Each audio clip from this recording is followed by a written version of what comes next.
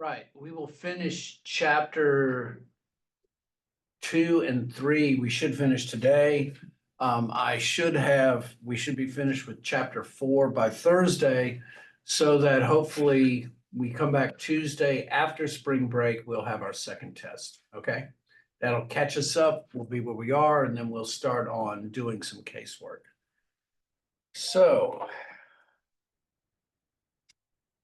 without further ado.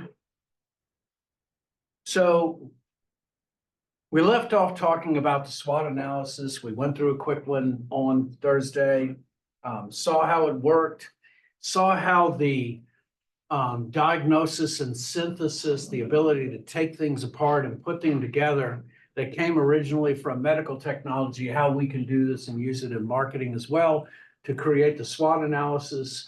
So for those of you who weren't able to come, I recorded it, so you'll be able to review that for the test as well. So this is right when we stop. SWOT analysis, as I've said before, was developed in 1962 in Stanford University by a couple of economists. We use the SWOT analysis quite a bit. Why? Because it's helpful and it's useful. Does it bring any up-to-date information? Well, that depends on you. But it is a great way to collect information and to put it in appropriate framework boxes so that we can decipher overall what a problem might be. And once again, as we said on Thursday, SWOT means strengths and weaknesses, which are our internal environment. Usually we find these things out from internal memos and reports that go on inside the corporations.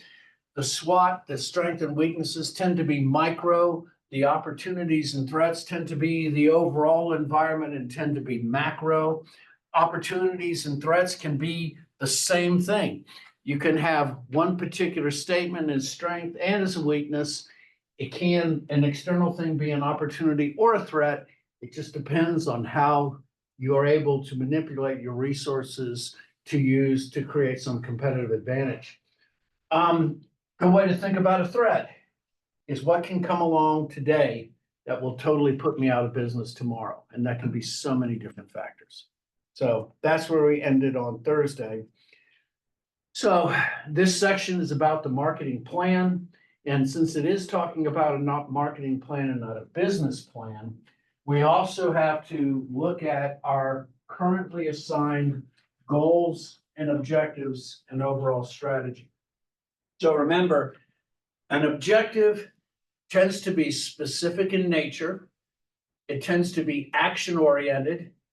It is time-based and usually factual in terms of data so that you can measure whether you have achieved some form of success or not.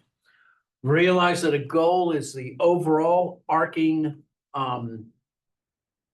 prize that you're wishing to achieve, and the objection of the objectives are the action statements to get there. So I talked about a friend's son who wanted to become a chef, and he went to go work at Commander's Palace in New Orleans as a busboy, not because his objective was to be a busboy, but because his goal was to be a chef, and he wanted to immerse himself in that particular environment. In the marketing strategy, generally you're having more than one target market. So you've gone through the segmentation process, looked at the defined market segments within your industry, and decided which target market or markets that you're wishing to attain success in based upon, once again, your overall abilities within your organization. From the target marketing, you have overall branding strategies. From there, you have the product strategies. How are we going to manipulate the product and create its particular unique designs that bring value? The pricing strategy, because it is the easiest to change, is the most difficult to be able to come up with an ideal strategy. Usually what happens in pricing strategy is that you just simply double the cost and it's 100% markup, but that's in the most raw form. And that good pricing strategy maximizes the value that it brings to the consumers. Realize that your distribution and the chain strategy, supply chains are completely different now, especially over the last decade.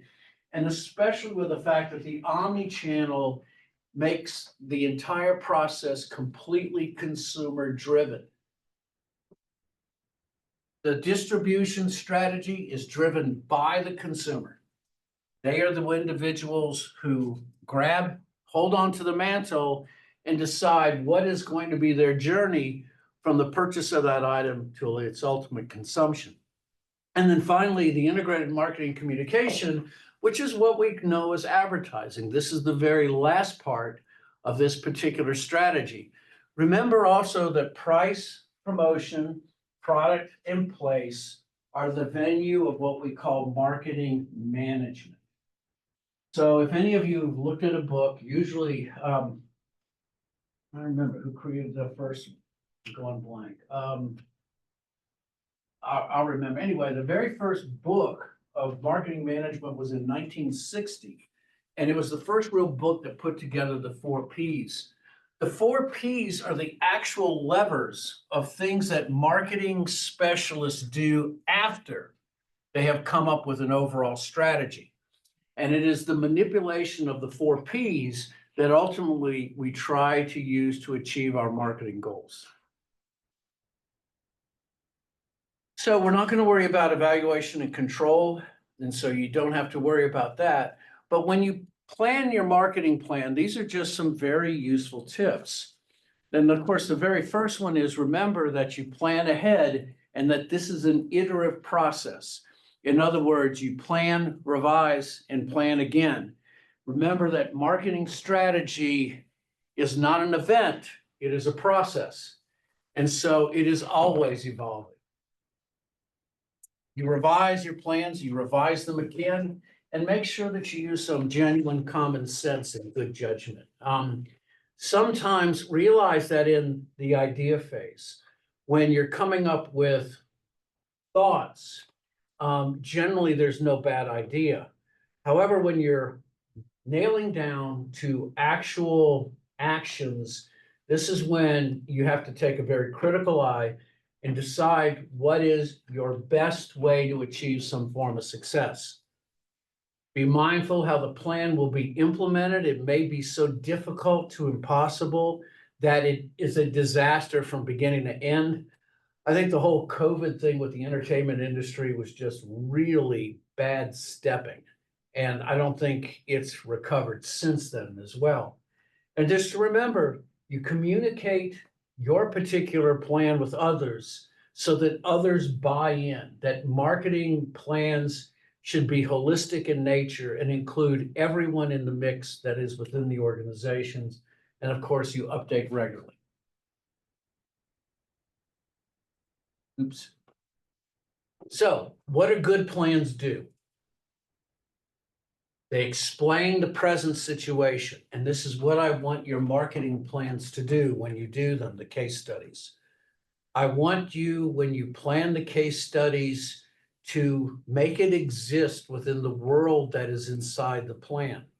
So if the world is based in 2021, I want your thoughts to be based in 2021.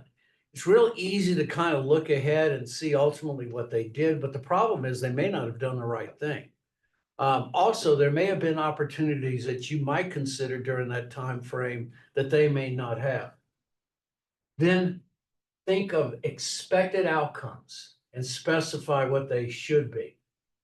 Describe the actions that should take place. And remember, actions is important. It's very easy to say in your plans, we will maximize our core competencies to achieve our benefits and meet our expected revenue. Easy thing to say. Talk about it in functional ways. What are the actions that you're going to do in order to achieve these things? What are the resources within your organization that are going to help you achieve that success? Many organizations don't have those things. Many of them are intellectual in nature. Many of them are physical in nature. Identify what resources are required to achieve it and monitor each of those actions and the results. And it goes without saying that the top executives must buy in, otherwise there's no hope of achieving a goal. The top executive in any program can't simply point to the individuals below them and say, fix it. It doesn't work. If the chiefs do not go along with what's happening and do not give their unqualified support, you cannot achieve success. There's no way to it. So this is just in nature of discussion. So usually it's the marketing managers who will do these things, but ultimately the approval, as I said, has to go upper level. Most organizations have a CMO now, which is a chief marketing officer. Many organizations do not. Starbucks until 2007 never had an executive marketing position. Now think about that. They grew the organization from Starbucks from 0 to 10,000 stores with no thought of a marketing manager. They like to think, and it makes a lot of sense that, well, everybody in our organization is a marketing person. And yes, in its most technical frame, you're right. But someone needs to plan the objectives.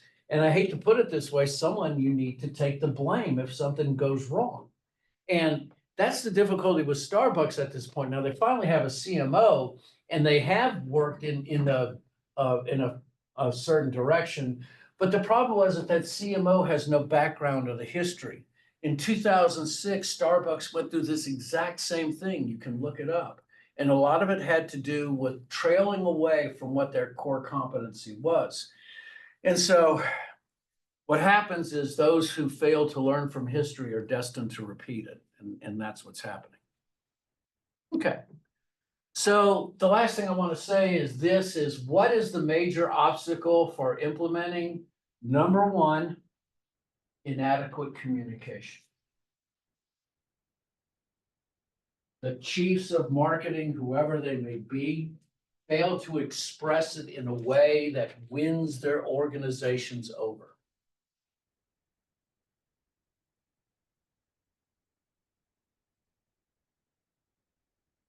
It happens, and it just is. There are other ones that are just as valuable, but they all come from the same difficulty as inadequate communication to me. Also, if I'm thinking of it in a reflective way and asking the question why, is that many organizations, unfortunately, are their own little fiefdoms. And so no one in particular can come in that area and mess with it. Let's just put it this way. When Alan Mulally in 2004, came from Boeing, by the way, Alan Mulally was up for the CEO for Boeing in 2004 and got passed over. And this is when Ford came knocking at the door and said, we need help badly. So Alan Mulally came in. He was an engineer, was part of the engineering team to put together the first digital cockpit. And the first thing that he noticed in Ford was that you could not talk. A low-level manager had no direct communication to the next level up. Ford had these hierarchy structures that had been there in place for 100 years. The first thing he did was remove them all. And then he started looking at some of the other things that Ford had problems with. They had 50 different bodies. Do you know how many radiators Ford produced in 2006? 34. You know how many Toyota produces? One. For all of their models, they produce one radiator, all right? This is one of the difficulties that you work through in organizations is that many of them have, what's the word I want to say, dead skin or wood, I don't know how you put it, but you've got to strip off that layer before they can ultimately find their way going on. So harmonizing difficulties, marketing forces, inadequate information, which is a bad one. Senior managers lack business skills. You get the idea. You know, I mean, basically, these are failures of us. I mean, those are the obstacles in successfully implementing marketing plans. It's quite simple. The failures with the individuals that are trying to achieve this. Okay. So do I need to discuss this? No, this isn't necessarily needed, other than to realize, and this is the way it is with marketing, always with marketing, is that the focus always has to be emphasis on the customer. As I've said before, when I talked about the supply chain, which was the demand chain, when we look at standard manufacturers, intermediaries, and end user, and to traditional supply chain structure, it's push, push, push. But in the marketing term, it is always find out what the consumer wants and then pull, pull, pull. That's the way it should be. You change your requirements so that they reflect the target segments you wish to go after, and realize that interaction with consumers is more than just simply wants. That hopefully, instead of competition or transactions, that it becomes a collaboration relationship. I'll tell you who really does a good job on this is hotels. So my wife is a Diamond member, and I'm just tagging along. She knows how to do it better than me. And we were at a Hilton, and we were at a, oh gosh, which one is it? The oh gosh, the one that has two separate rooms with a door in the middle. Anyway, my wife asked, could I please have some bottle of water bring up, and we did. And the very Embassy Suites, the very next time we went to the Embassy Suites, there was an 8-pack of water in our room. Now, how much did that 8-pack cost? $3, $4 maybe, you know, for them, a big company. But what it meant for my wife, you know, as a consumer, it meant a long-term loyalty that she's not given up on. And so your transactions need to be relations, and you need to collaborate with your customers to achieve an overall best value. Okay, so I am going to finish that, other than I want you to note this, that in a traditional structure, the customers are at the bottom. In modern structures, organizational charts always have the customer first now. So this is what we have. We also realize that our frontline employees are marketers as well. Of course, our middle managers and the CEO need to be, but realize the top of any successful structure is our customers. Okay. So that finishes chapter 2.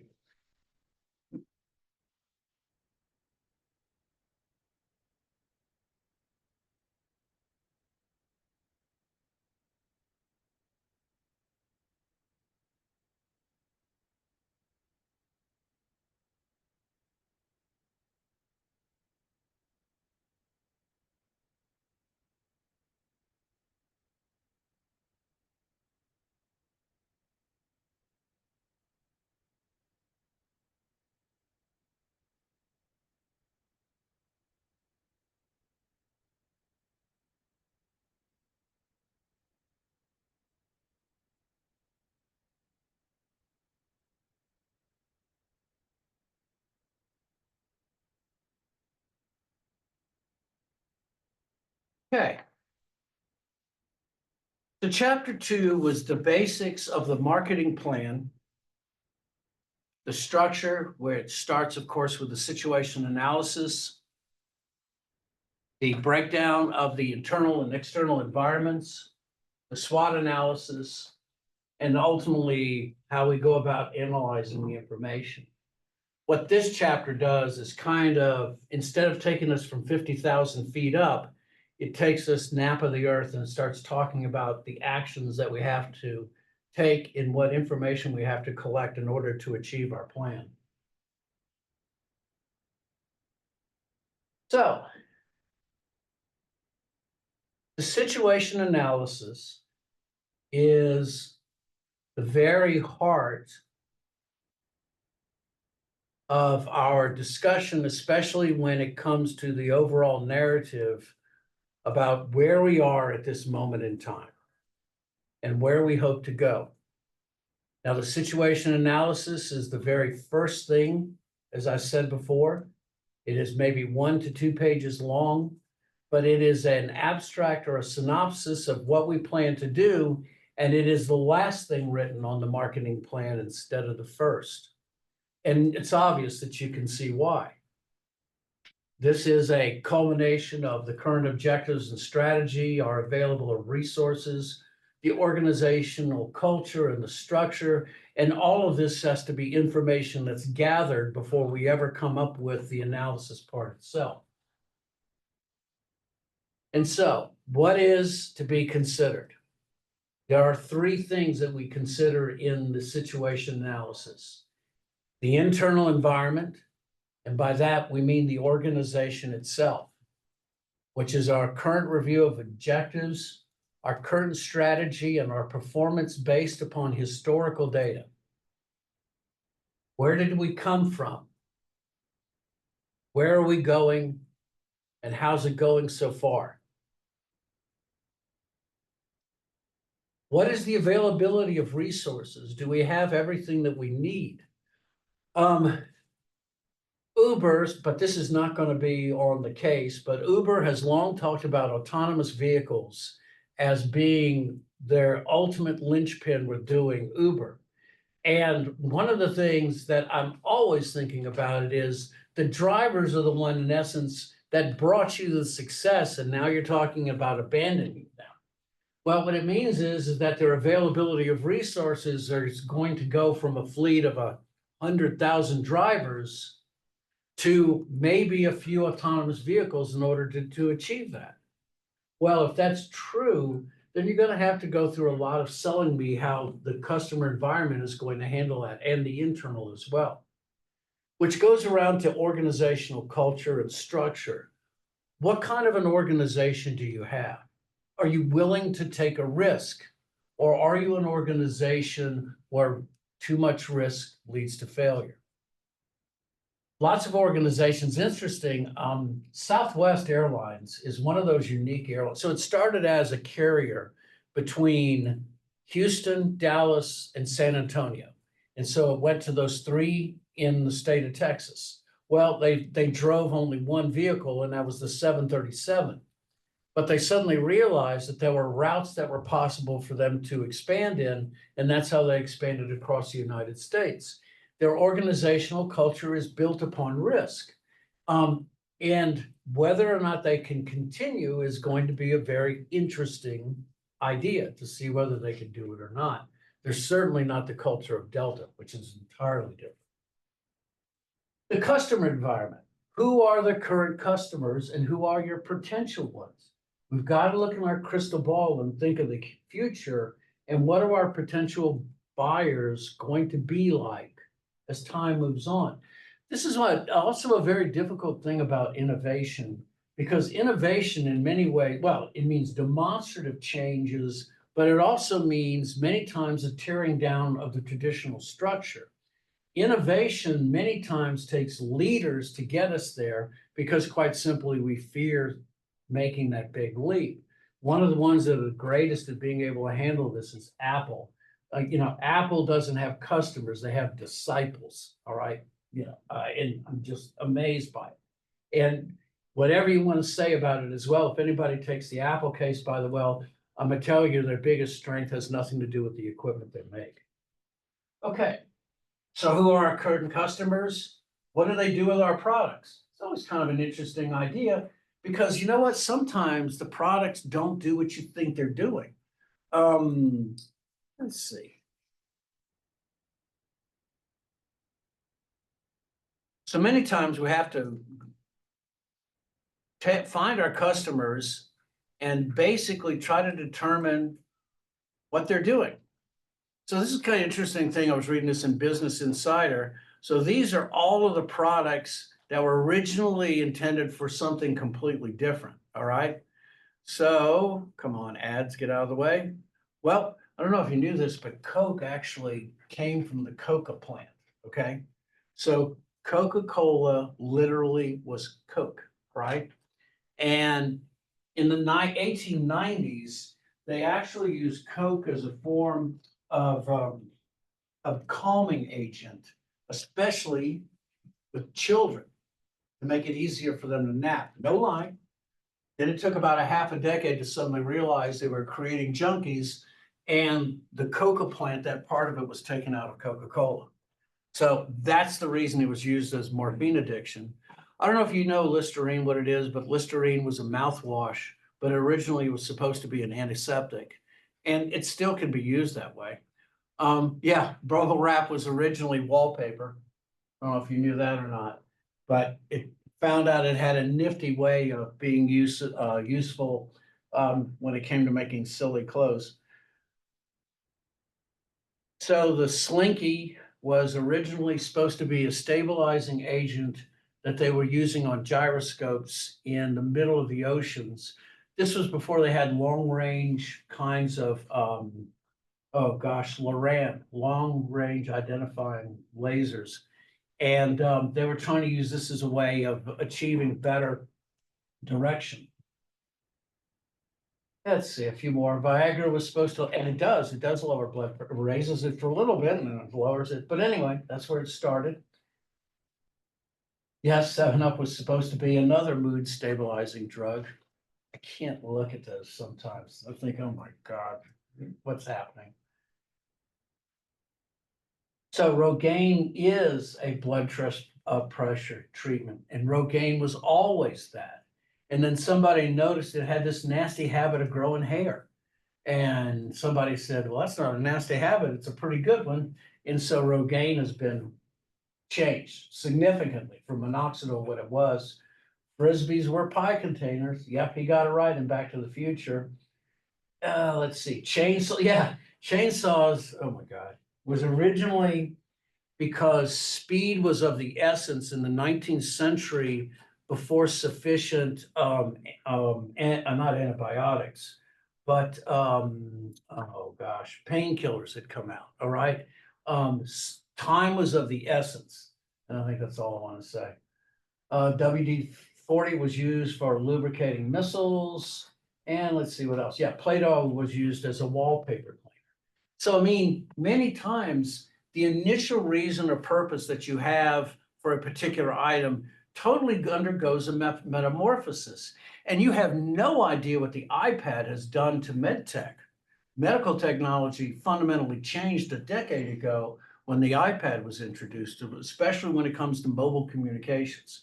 And that even doesn't have anything to do with it, with how it's changed commerce now from the very beginning. So anyway, I could go on. Just note what your consumers are doing with the products. You might find out they have a better idea how to use it than you do. So, what are the things? Why do customers select our products? Why did they start taking Rogaine and splashing it on our heads? Why do customers not purchase our products? Because many times that can be the killer. So the SX70 land camera that Polaroid came out with, which was brilliant technology, was not bought. Quite simply, it was just too darn expensive. In $1970, it was $259. It was too expensive. So along with this, the situation analysis then requires the external environment and especially our competition. Because here's another thing, the strength of our competitors and their wealth is a direct relationship to the strength of the industry that they're in as well. Big money comes in big industries. So not our competition, the economic growth and stability within that and the changing political trends, regulatory issues and legal ones, both opening and restricting. And of course, I don't have to talk about artificial intelligence, which has been on the map for God knows how long, but it is now at a super saturated condition where everything is about artificial intelligence. And we've come up, by the way, with a master's minor in artificial intelligence. We have 3 classes so that if you're getting your MBA and you want to get a certification in artificial intelligence, you got a shot. It's going to be in the fall catalog. So just putting in a plug.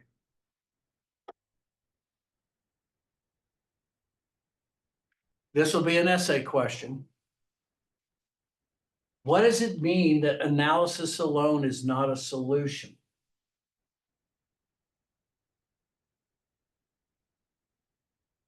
Artificial intelligence, generative AI, may hopefully someday, perhaps maybe, achieve what human beings can. But until then, we have 2 things on our side: intuition and judgment. Intuition and judgment are gifts, but they're also skills you can work at as well. And so one of the things I try to do in this class is expose you to as many things that are going on now so that it gets the gears in your head turning. That's where all the positive stuff happens, where you make those reflective learning thoughts, you do second order evaluations, and you build the ability to intuitively understand when something is good or something is potentially bad. Intuition is the light bulb, judgment is the evaluation. Judgment is when you evaluate it and put into actions, this is the best thing to do.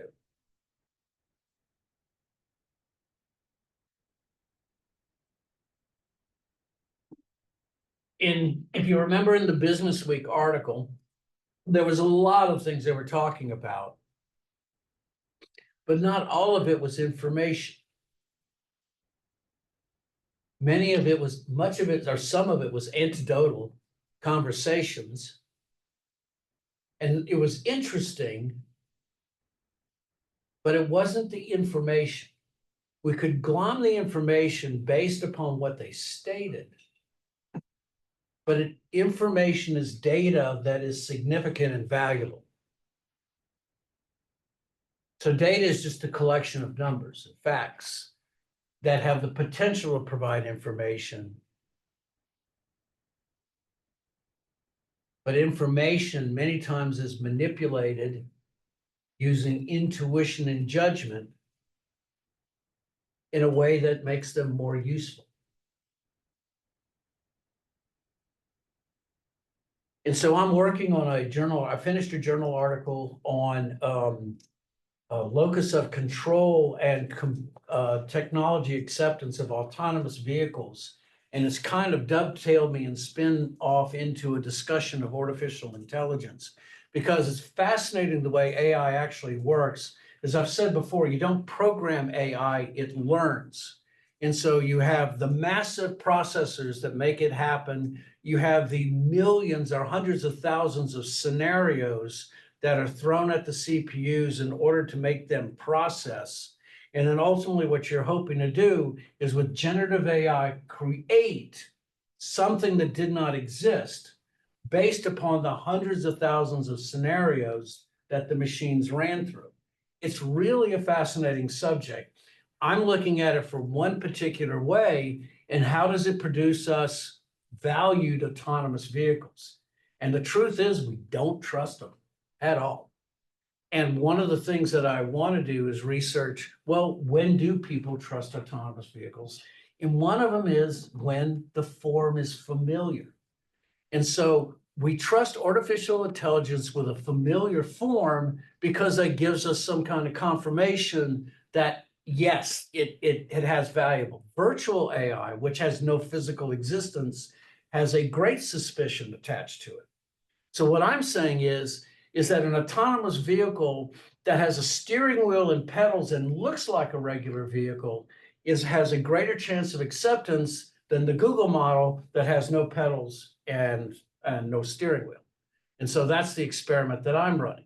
But this is the kind of thing that I get, the intuition that comes out of looking at the data, then seeing the information in coming up with reasonable hypotheses.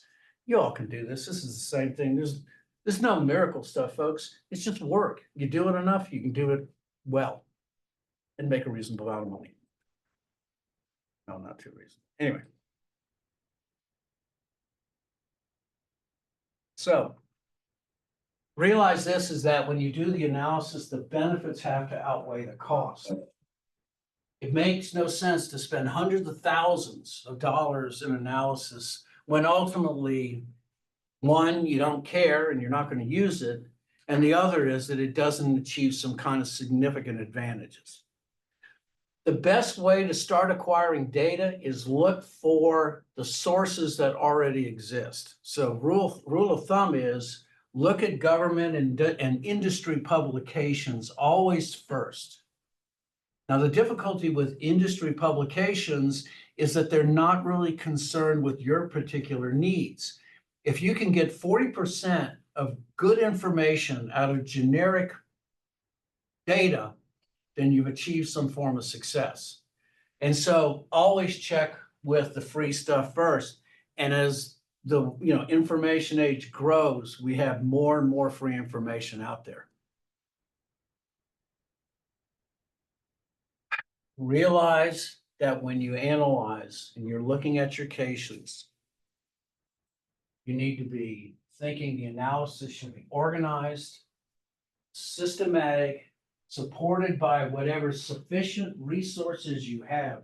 So in other words, you make judgments based on what you have or make decisions on the need to acquire. You must always think about what do you need in order to take you to the next level.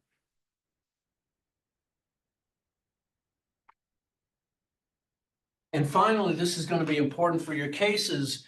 Make sure that the internal customer and external environments all align to the same moment in time, okay? So when you're seeking out that information, make sure that it's on the same timeline as the case itself. Questions? All right, cool.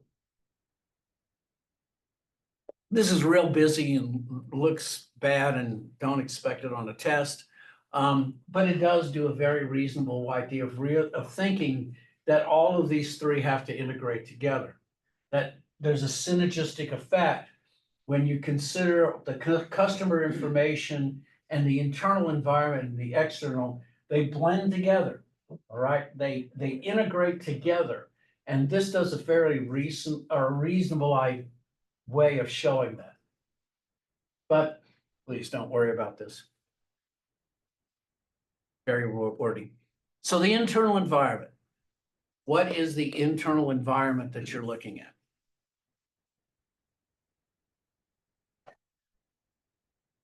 All of these must be snapshots in time, as I said. It is the objectives and strategy and performance based upon past goals. That is the review. Remember that the marketing goals and the corporate goals must be similar, which I think is part of the problem right now with Starbucks. I think their corporate goals and their marketing goals have kind of got misaligned. And I think that also happens when there's the need for speed, for the lack of a better word.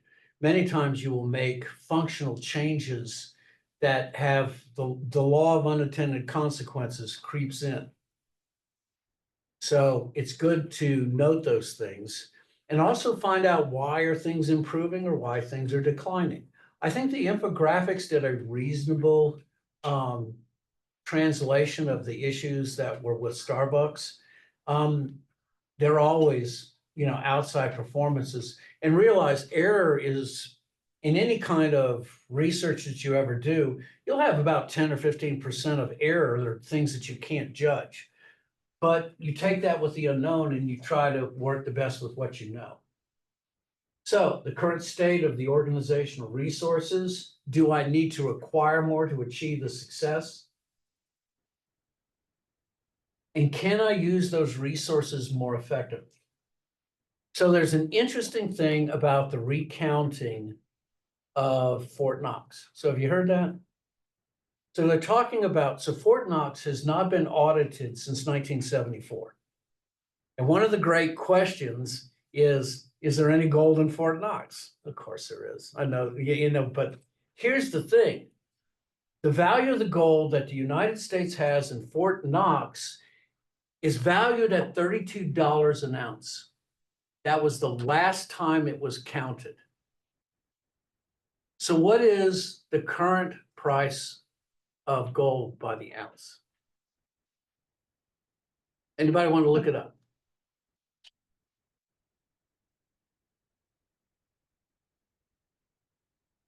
Almost $3,000. Almost $3,000. So by a factor of 100, the value of the United States gold reserves could be increased by $1.5 trillion. Okay, so what happens is it's not a trick. I mean, it's just reevaluating it. It's possible that we've just wiped out $1 trillion in debt. This is the platinum coin, $1 trillion coin idea that has been floated for like the last 5 or 6 years. And that's kind of one of those measures about how do we use our resources more effectively. If the United States reevaluates the price of gold from $30 a share, or $30 an ounce to $3,000 an ounce, just in a matter of accounting, we have changed the way our resources are evaluated.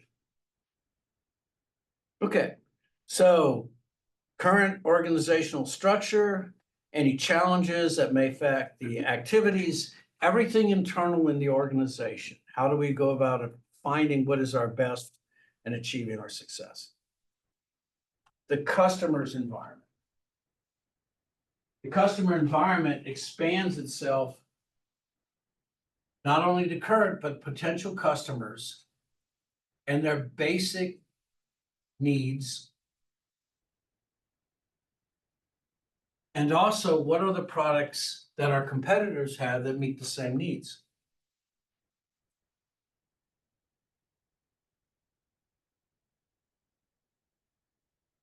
And one of the things that you can say about, especially with iPads, the answer is nothing. Because Apple basically has what's called a blue ocean strategy. What Apple believes is that they swim in their own blue ocean and that there really aren't any competitors. And it's true because they build a substantial base like that. And it's amazing.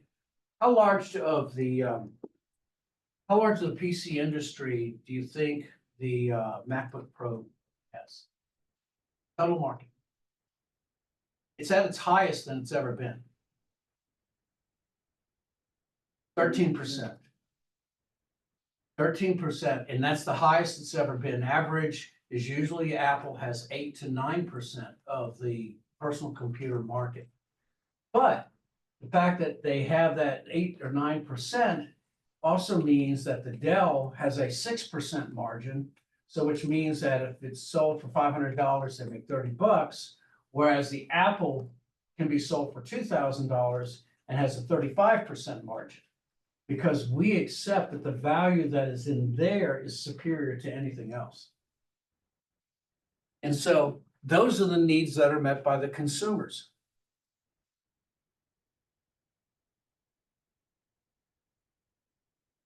The thing about general PCs is that PCs are very much in their way commodities, and the PCs that we're looking at with laptops tend to be generic in nature in the way that you use them. You use them for internet, for word processing, you do spreadsheet work, you do your school work on them. Do any of you hard game on them? No, I've got one at home that I game on, okay? Yeah, I mean, that is an entirely different genre where you're willing to spend thousands of dollars more because it's a very specific purpose, okay? It is the unique things that create value, not the things that everyone else does. I'm sorry, I'm rambling. The external environment. So we look at the overall economic conditions that we are in right now. We look at the markets in which we play in. We also examine our competitors. We look at what legal regulatory issues and the technological advancements that are coming along. So I'm going to show you, let's see.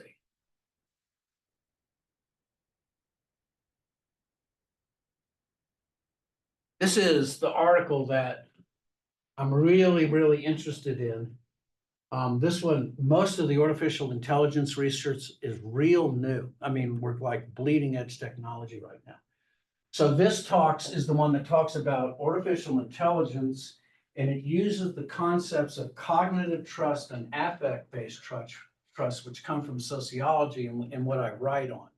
So cognitive trust means I trust them because I've experienced them, and that gives me confidence. Affect trust means that I have this emotional connection to it. And given this kind of information, my prediction is that the number one successful one will probably be Waymo in the autonomous vehicle, because they make cars that look like the things that people want.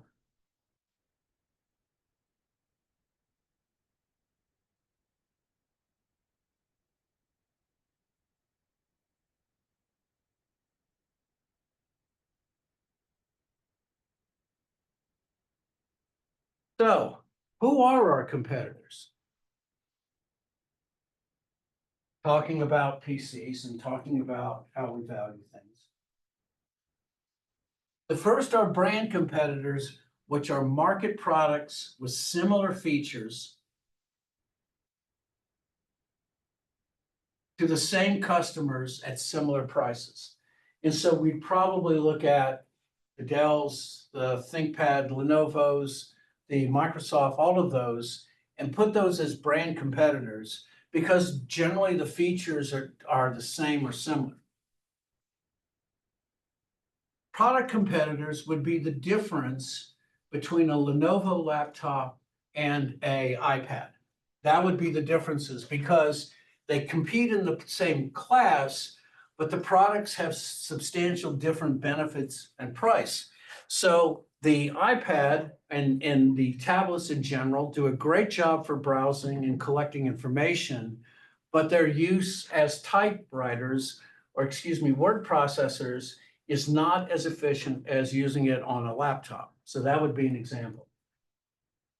Generic competitors are very different products, that solve the same problem and satisfy some basic customer need. Now, way before the PCs, or the iPads came out, when Microsoft had come out with the Courier, it had the potential to break the market completely. It would be a generic competitor at that time. It's a product competitor now, but it was so unique that it wasn't even considered competitive with the PC. Well, what brought that change along was the iPad, which made it one step closer, being something different, but it's solved the same need. Because the truth is that on most desktops, what do? We browse, go through the internet, and we look up information. We can do the same things on an iPad. It's that word processor thing that makes everything different. But they're very different products. They solve the same problem. And the danger is generic competitors, especially in moments of stress, can take away your market. Powerade is a direct competitor to Gatorade, but water is a generic competitor to Gatorade. And so there is the differences. You solve the same problem, satisfy the same need, but different genre. And then the last is, we're talking about everything, where the total budget competitors are fighting for limited financial resources from the same customers. Quite simply, what can I afford in my basket?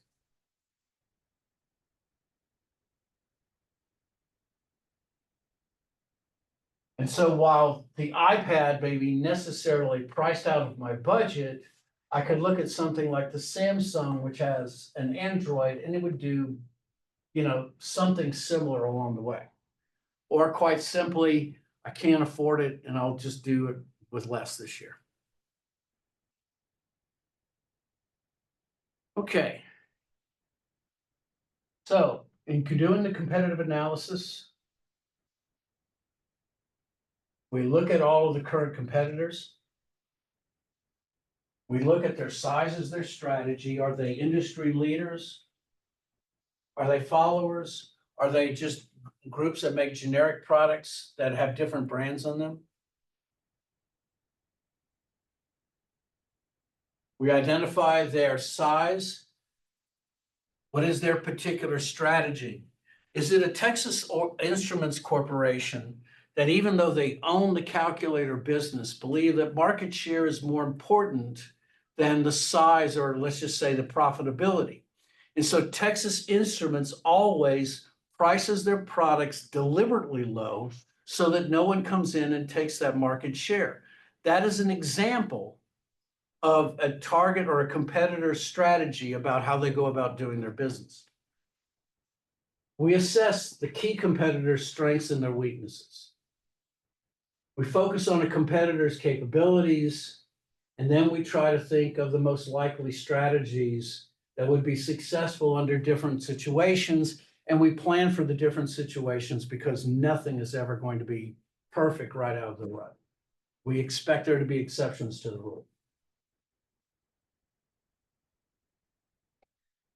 So are we like marketing myopia?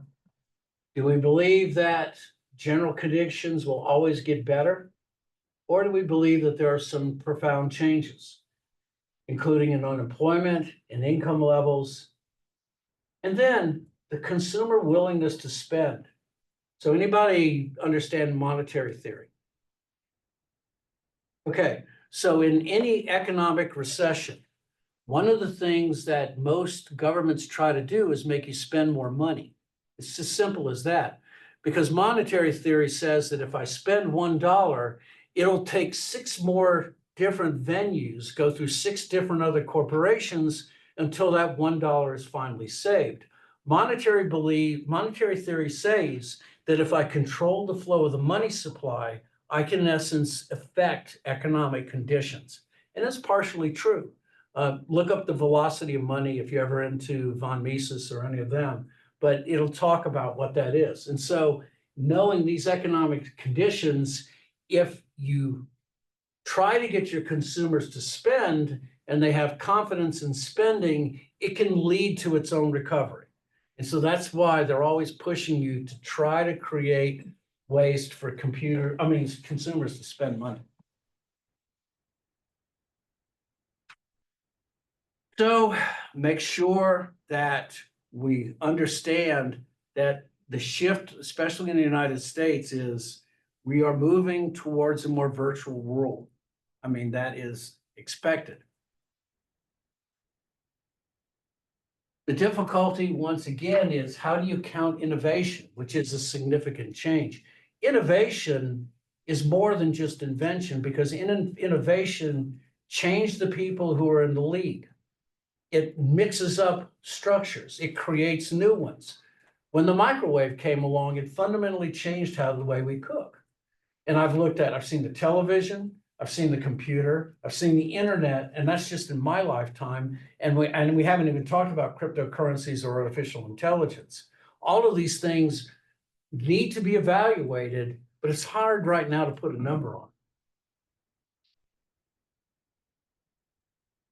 So the political, legal issues, realize that as firms, you must abide by the law and stay within the trends. But there's also examples of this where it can lead to future successes as well. So R.J. Reynolds in North Carolina is a cigarette manufacturer. In 1988, they bought Nabisco. One of the reasons that they bought Nabisco was they could see the writing on the wall, because there was about to be an enormous settlement between the tobacco industry and the US government. In 1996, the Clinton administration negotiated a $592 billion buyout from the tobacco industry in an admittance that smoking causes cancer. But the other flip side of that coin is that now you've accepted that smoking is causing cancer, that if you get cancer, it's your own fault. So that was what was traded. I think it's probably more practical. Anyway, RJ Reynolds comes along, sees all of this, and they realize they must invest even more in Nabisco, and they do. And they become even more successful that way, and they spin off Del Monte. They spun off Del Monte because they have so many other things that they're being successful with. And so this is another reason why you're trying to measure your organizations, ultimately what's happening now. And then realize always that technology happens in the front and it happens in the back. Things are happening right now that either haven't achieved success for some reason or ultimately will, and we're just they have tried to get do you know what RFID is? Radio frequency identification. Yeah, it's like a little smart chip you would put on things you buy. Well, anyway, they have been trying to get RFID right for almost 2 decades, and they just can't seem to get it running. You know, Walmart in 2010 insisted that all of its vendors would do it. They ain't got it figured out yet. So that's example when it goes bad. AI right now is exploding, and who knows where it's going to go. Blockchain, we know where it is right now. And so you have front stage technologies that consumers notice, but there's backstage technology like RFID, near field communication, artificial intelligence. Well, it's on the front burner now, but realize that when you look at your cases, there are things that are going on in the front and things going on in the back, and realize it's the things that innovate are the things that change history. So RFID hasn't, and maybe I think AI will. Realize, especially, I'm a boomer and I'm in the last phase. So when I was coming through, the 60-somethings were above me. My parents were the greatest generation, but I'm in the retirement ages now, and you as a generation are coming along completely different from me. We have to understand those trends and run with them and understand them and accept them. And so we talked about this. The decline in the teen population, one of the things we're worried about in colleges is where we're going to get students. I'm serious. So 2026 is going to be the first year, they say, of the Great Decline. And so the freshman class in 2026 is nationwide going to be maybe 20% smaller than this one is now. So the big thing on most universities, and you can see it, online classes, professional development, and I'm director of professional development, and just ways of getting certifications beyond the traditional undergraduate system. We went to 22,000 students, but I think 1,000 of that were Hickory and online. So we're always trying to find new ways. We have to understand what's going on around us. And of course, yes, the growth in our population is getting older. And also the fertility rate in the United States is 1.6, which means that our populations will eventually start to reduce. Oh, let's see. I am not caring about corporate affairs, and I don't think you should either, but this is the last slide. And this is the last one that I want you to take emphasis with when you do your cases. All right. Realize that the secondary information sources are going to be your primary place to get information. So, of course, the journal articles that you work with, everybody knows how to use library.appstate. Does anyone use Google Scholar? Yeah, I urge you to learn how to use Google Scholar. It's the best, okay? Internal data sources inside the organization. You actually can go online AppState's website and see the demographics of everything here. Government sources, industry publications as well. I'm a big fan of like even Maximum PC and the other, we used to call them rags, where, you know, we talk about things like jacking up PCs and making them faster. Those things have lots of interesting information in, and you should always look at the industry pubs. And then realize that primary data collect, spit it out, Dave. primary data collection is the most expensive. But it is the only way to directly answer questions from an identified source, okay? Secondary publications generally tend to be random in their nature. They're just simply collecting data. Primary data collection, whether we're under direct observation, like doing ethnographic studies, whether we're asking 20 or 40 people at a time as a focus group, doing actual surveys or experiments, all of those can answer specific questions, but they are the most expensive. That's all there is to it. But, and I can say this, nothing beats primary data collection for answering exact questions, but that also means you got to know how to design the studies. And I hope you all do good in marketing research. And the last thing, yeah, let's see. Yeah, this is the last slide, and this is important. Be careful of incomplete information. It is real easy, and it happens so much in my journal articles. There's a lot of ways that you can do data collection. We call it hunting for p-values, that you can directly try to assess the data to make it say what you expect it to say, all right? And a lot of that can come from incomplete information, a lack of collection, and a bad sample frame. You're not defining who you're supposed to go after. The other flip side of that is you got so much information, quite simply, that traditional marketing research techniques don't work, and you have to do data analytics, which can handle hundreds of thousands of data points, whereas research can't. You need to take the time and expense of collecting the data and then organize the information in the situation analysis using your intuition and judgment. Realize you'll always have incomplete information that you always have to explain, but accept that because everybody else has to, okay? And I think we have finished chapter 3. And so on Thursday, we will do chapter 4, and we'll talk about innovation as well. And you'll be on your spring break. So have a good day, and I will see you.